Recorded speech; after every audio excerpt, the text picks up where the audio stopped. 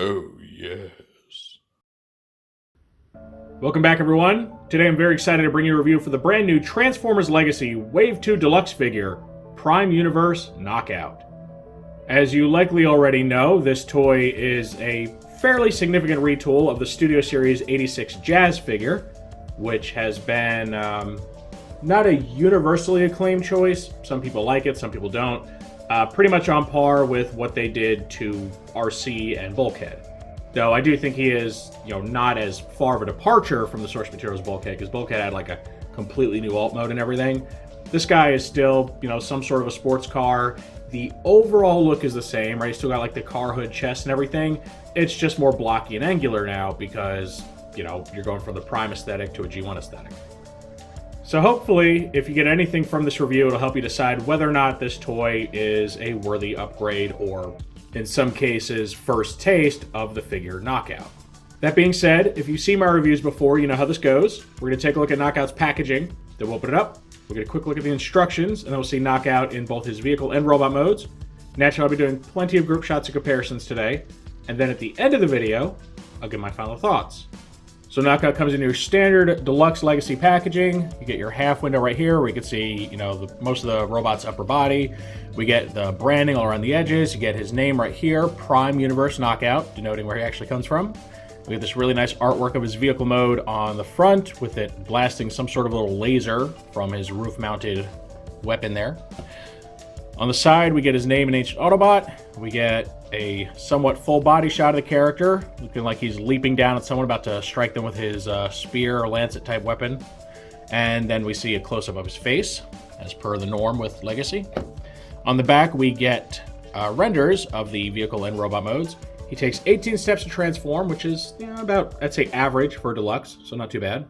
See his name again, and then down here we get our QR code that you can scan in on the Transformers website to unlock some tech spec and bio info for Knockout. And then lastly, on this side, we get the Decepticon half of the Legacy side panel. Okay, here we have our instructions for Knockout, and you can see we have his render right here in the middle, his name, your branding. Open this up. This shows you how to properly configure his backpack because it's just kind of splayed out in the package. And then this shows you all the different ways he can interact with his weapons. He can hold the longer piece like it's some sort of a range weapon. He can use this as like a brass knuckle kind of thing. He can combine the spear, store it on his back, or hold it, though they don't show that. Or you can actually put a little blade part along the side of the gun and make just a bigger gun. So, a few options there. And then we just get the transformation from robot all the way to vehicle. And different ways you can do weapon storage. You can put the gun on top, the blade on the side, vice versa, or combine them and just stick them on the top right there. So we got a lot of options here, which is nice. And I like that they show off all the different things you can do. And now we have Knockout's vehicle mode, and you can see it's entirely reshelled from Jazz's vehicle mode, which is really cool. There's a lot of effort that goes into doing that, so I do have to say I'm impressed. I believe the wheels are the same, which is okay. I mean, they do look good. Of course, you still have the pegs sticking out of the front wheels because, of course, we do. But the vehicle shell itself looks really nice. Passes for, I consider a modern sports car. Got some cool vent details on the hood. You got the nice little, graduated windshield thing going on here. Really nice paint decals along the side, which are very reminiscent of the ones on the old Knockout design. Nice paint on the front grille section. And he actually has clear plastic for the headlights, which is nice. Little Decepticon symbol. Now he does still have the feet hanging off the back, though they're very different from Jazz's feet. And I'm not sure which one I prefer. On the one hand, his feet are smaller, so they're not, quite as bulky sticking off the back. But then they also look less like a bumper and more like just little appendages sticking off. So, I don't know, kind of pros and cons to it. The detailing we can see here, though, is very nice. It's supposed to be some really nice, fancy sports car taillights right here. Of course, they're not painted because why would they be? All right, and then we see the spear weapon up top. And this is my preferred storage. It's just kind of the least intrusive, in my opinion. So you can just have the combined spear up top, or we can take the blade off, stick it on one of the sides like so, or swap them around. So you can do that. Oops. If you push this in all the way, it won't point forward, so you gotta leave it out a little bit. So you can do that, or look, we're rebels now. We're going against instructions. You can do that too. I mean, you just got a lot of options. For me though, I think my favorite is just having the roof-mounted blaster thing because it just looks cool. I like it. So really up to you. But you know, whether you keep the weapons on, take them off entirely, I have to say that overall it's a really nice vehicle mode, and it rolls so smoothly. Look at that. Handles like a dream, just like Knock-Out would have wanted. So yeah, I'm particularly impressed with the vehicle mode. I think it looks really, really good. Now we get our first vehicle comparison, and you can see here we have the mold mates to Knock-Out. We have the first use of the mold, Studio Series 86 Jazz, and then we have his Kingdom recolor / slight retool in the form of Jackpot. And you can see that the vehicle body for these two is just completely different than that for Knock-Out. I mean, this is a total reshelling. I don't think any vehicle mode parts, aside from the wheels, are the same at all, which is impressive, honestly, that they were able to pull that off, because I think it looks really, really good. And I like the fact that some reshelling can, you know, change our vehicle from one type to a completely different one. Very much reminds me of the Cliff Jumper to Bumblebee conversion they did for that Netflix Bumblebee. Just really, really well done. And I mean, the proportions on these guys are just so different looking. The shape of the vehicle, you know, the racing cars, they have this like really wide rear end here, huge spoiler on the back. Knockout's a little more sleek, more like something you just see, you know, cruising down in maybe Manhattan, some person with a little bit too much money showing off their fancy car. And then these are purely meant for the racetrack. So just different purposes, different looks, heck, even different weapons. You can see Jazz has his own little blaster inspired by the cartoon. Of course, Jackpot just copies that. And let's look at the rear of the vehicles so we can see how those feet compare. Give you an idea of what I'm talking about. So one of the biggest complaints about the Jazz figure, and then by extension Jackpot, is just the huge feet hanging off the back. Now in one way, because they are just kind of these really wide silver bits, it kind of looks like a back bumper of some sort, even if it's out of place on this particular vehicle. Whereas Knock-Out, he just has little nubs sticking off. So, I don't know, it's weird to say, like, these are definitely bigger, and they stick out way more, but they also just kind of blend into a vehicle body a little better, even if they don't really match the vehicle they're on, whereas he just has some nubs. I think overall, I'm going to say Knock-Out pulls it off better, because his feet don't stick out as far. Like, yeah, they're little weird shapes sticking off the back, but they're so much smaller, so less significant. I just think he does it a little bit better. For our next comparison, we have the original Transformers Prime Knock-Out, which was a toy that was derided for just having a really goofy robot mode and not looking very much like the on-screen character. I mean, he's got some of the cues there, the head sculpt, like little shoulder decorations, but for the most part, he's a pretty poor attempt. Not as bad as someone like, say, Arachnid, which is probably the worst Transformers Prime toy. I mean, even the Legion class version was better than the Deluxe. But I would say Knock-Out is probably up there for, you know, one of the worst. People just really didn't like this toy. So we can see the vehicle modes are quite different. And while our new Legacy Knock-Out went through great lengths to differentiate himself from Jazz and, you know, kind of look like his own thing, he still doesn't really match the vehicle mode of the old toy very much. You know, they're both sleek, just sports cars, very nice looking, but they accomplish what they're doing in very different ways. This one is much more curved. It doesn't really have that old school, like, super sport kind of look to it. I don't know. And it's also a lot smaller, which is interesting. Kind of bucks the trend of post-War for Seibertron toys being smaller than older toys. This vehicle mode is actually quite a bit bigger, so that's really interesting. We can see here, they look pretty good. You can see he does the gold rims a lot better because his are just unpainted.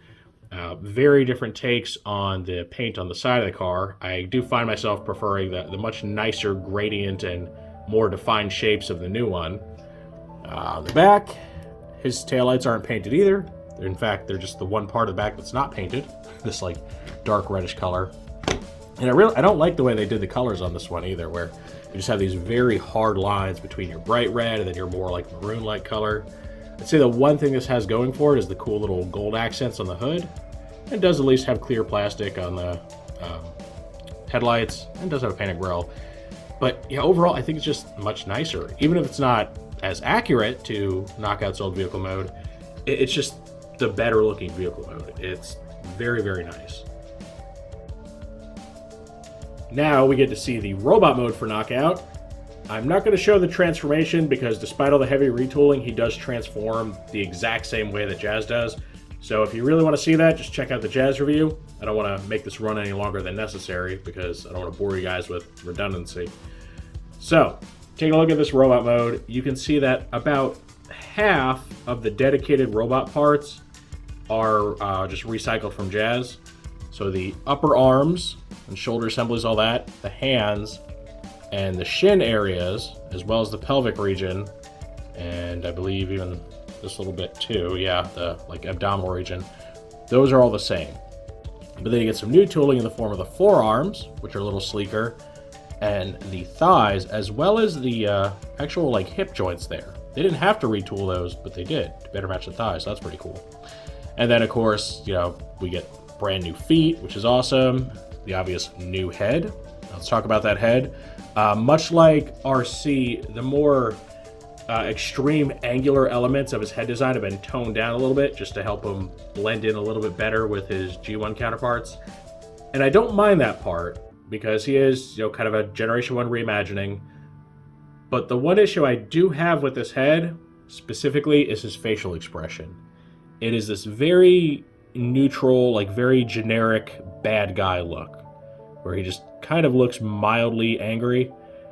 And I don't feel it fits the character because if you look at any other interpretation of Knockout, whether it's the original Prime toy, the RAD, anything, they show off his personality with that signature smirk of his, right? He's a very flamboyant, very nonchalant kind of character. And I feel they made him look a little bit too serious. And I kind of had the same impression with RC, where she just has this very neutral look on her face that it doesn't give any sort of hint of her personality. So that's something I don't understand. Like, the designers obviously know what kind of character Knockout is, so the fact that they chose not to give him the little smirk is just weird to me. I mean, he is a character that I think is known more for his personality than his design. And one of the easiest ways to show personality is a facial expression. So, weird choice. It's not a bad head sculpt by any means. It's really, really nice. But I feel just the overall vibe from it doesn't match the character very well. So, it's kind of a shame there. Alright, looking at his weapons, you can see he's got the little blade mounted to his forearm. And then we get the haft of the spear just becoming like a long rifle. Looking at his tolerances, everything feels pretty solid on him. Maybe a little bit looser than Jazz, which isn't necessarily a bad thing because my Jazz is pretty tight. But then we get to the knees. The knees are actually very loose. I don't know why. This is only the third use of the mold. Maybe it's just my copy, but yeah, they're a little weak. Not so weak that he's going to flop over, but weak enough to where some more extreme poses may be difficult. I don't know why. Not sure what's going on with that. It's material degradation, mold degradation, but it is a bit of a shame because this mold hasn't seen that much use. It should be able to hold up a little better. Perhaps it's a function of the new thighs. Could just be that, you know, this knee joint just doesn't fit as tightly in the new ones as it does the old ones. I don't know. That's a nice little detail. So he's got, you know, the hollow inner thighs, which is not too surprising, but he does at least have some cool details. And there's like a piston looking thing. Not complete. He's got like this cool little gear looking bit right here. They didn't have to mold those in, but they did. So that's appreciated. He still has the empty forearms, of course. And I mean empty. You can see right through them. Whoop. Which, I don't know why forearm panels are so taboo these days. You could have the fist flip in, you know, close a panel around it. It kills me. It can't be that much on the budget. All right, let's take a look at the spear. So the official way to connect this together is to do it like this, where you have this 5mm post facing out toward, you know, the part that he would hold on to. Now you can mount this to his back, like they show on the instructions. There's an option you have. Or you can have him wield it and give him back his signature weapon, the long spear. And it looks really good. You know, you don't see spears too often in a Transformers arsenal, so getting a character with a spear just kind of makes him stand out a little bit. And it works for him. I really like it. I love the paint applications where the spear head is like a smoky clear color, but then like the very middle blade is painted this cool metallic blue. Like, I really dig it. So yeah, the robot mode I think is phenomenal looking. It's not, you know, super accurate to his prime design, but it's not supposed to be. And that is something that, you know, we all kind of had to come to terms with. We had to balance our expectations for Legacy versus like what they wanted to do with it. And, you know, there's still that part of me that would have loved to see the designers take on the actual prime designs with some more modern engineering, you know, better technology, all that. But I don't know, this is the route they went. So for what he is, which is a Generation 1 themed take on Knockout, I think he looks phenomenal. And now we get our robot mode comparison with Jazz and Jackpot. And again, you can see quite a bit of retooling. We already saw the new vehicle stuff, and then you can see new head, new forearms, new thigh area, completely new feet, and of course, new weapons. So, I mean, he really does a lot to set himself apart, despite just, you know, kind of being a retool of a character that normally doesn't share much in common with him. Of course, Jackpot got a new head too, but we don't like to talk about that. Sloppy, disjointed mess of a head sculpt. So thankfully, Knockout's head came out way better. And again, it's really nice what, you know, a vehicle reshelling and some new robot parts can do, because at a very quick glance, he doesn't really look like the same toy. And if you were just kind of passing by these guys in a window, you probably wouldn't even recognize him as a retool of these two. So I think they accomplished their mission of, you know, reusing a mold, recouping some losses, but still giving us a nice distinct character, because he looks really good in his own right. And honestly just looks great, you know, paired up against these guys, fighting against them, whatever you want to do. They did a really, really impressive job of retooling this. And now we get our last comparison with not just the Transformers Prime Knockout, but as you can see, the RED version as well. Obviously, he doesn't have a vehicle mode, so I couldn't show him then. So you can see three very, very different takes. You have the very toyetic one, right, when they were just trying to copy the Prime design into a transforming toy, and you can see the result. It's pretty awful. Especially when you look at the... I mean, look at that. Yikes. So while they have some of the design cues down, I mean, he's really just not a good take at all. One thing that is interesting is, you know, he has this token spear, but the middle blade of it actually just ends up being his drill, so they kind of combine the two items. And then we get the RED toy, which is by far the most screen accurate take, which is, you know, kind of the point of the whole RED thing. And it does look really good. It's very sleek, even if the colors are a little flat. But you can see he's huge. He's, you know, roughly Voyager size, like most of the RED line, but he's even pretty tall for RED. So, you know, when it comes to scale and having a spot in your collection, he's not really going to fit in with your transforming toys. So there's no clear winner here. It really just depends on what your priorities are. Do you want a transforming Knockout that's based on the Prime design? Then you'll have to settle for this guy with his terrible robot mode. Do you want a super accurate robot mode? Well, you can get this, but he's really big and just doesn't fit in very well. Or if you don't care about the accuracy so much and you want a transforming Knockout that just has a good looking robot mode and alt mode, then this is the one for you. So it really just depends on your priorities. Now, obviously, this toy is quite old by now. You're not going to just casually pick one up.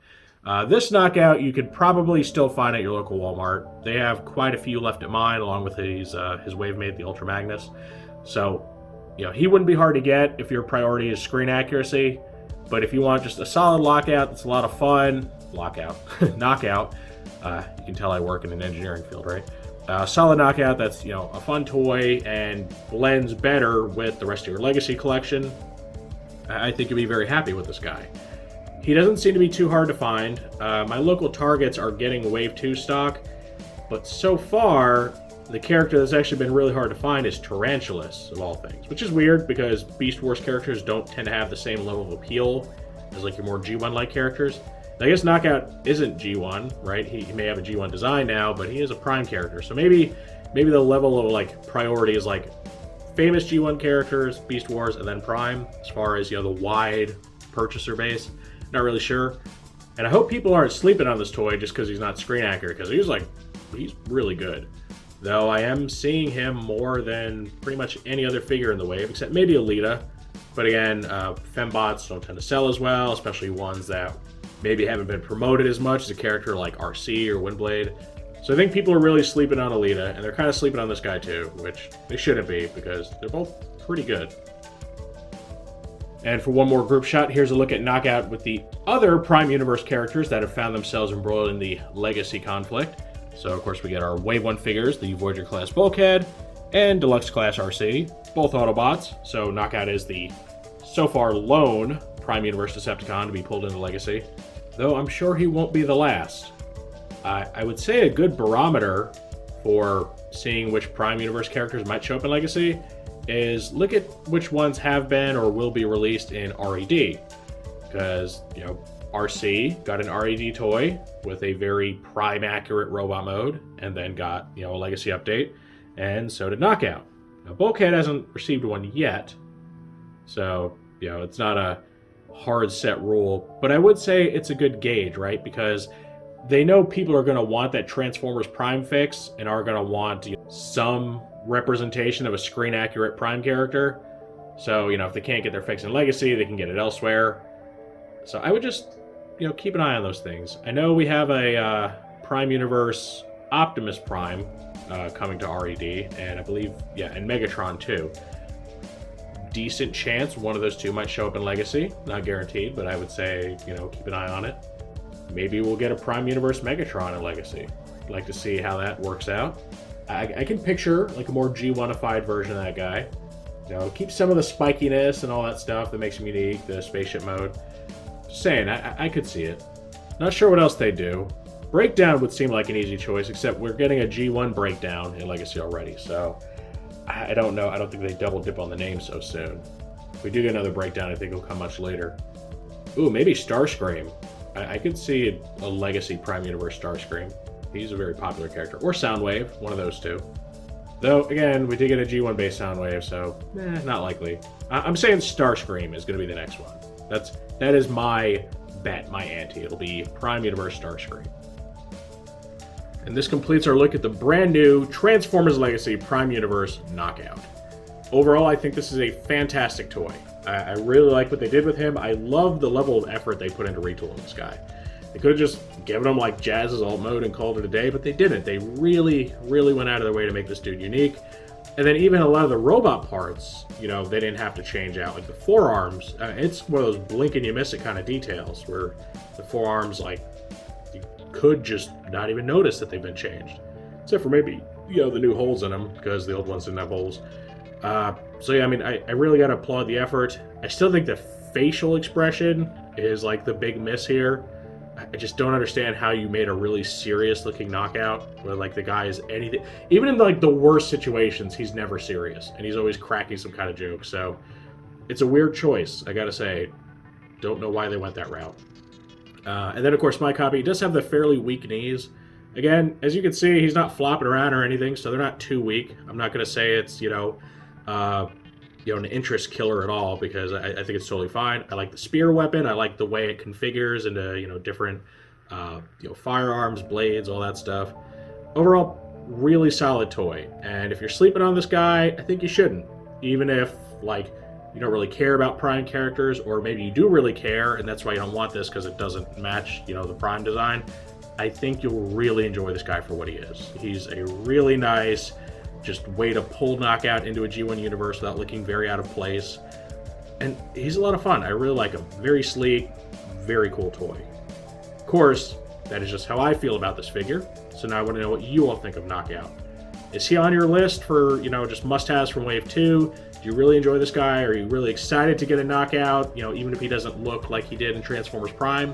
Or do you not want this? Either because you don't like Knockout, you don't like the way they changed the design, maybe you don't like the base figure, you know, you might not just be a fan of the Jazz mold. Any and all feedback is always welcome in the comments section. If you enjoyed this review, make sure to toss it a like. Let YouTube know you want to see more stuff like this. If you do want to see more like this, make sure to subscribe and hit that notification bell so you always get a heads up when I post something new. I thank you for joining me for this look at the brand new Transformers Legacy Prime Universe Decepticon Knockout. And with all that said, I will see you next time.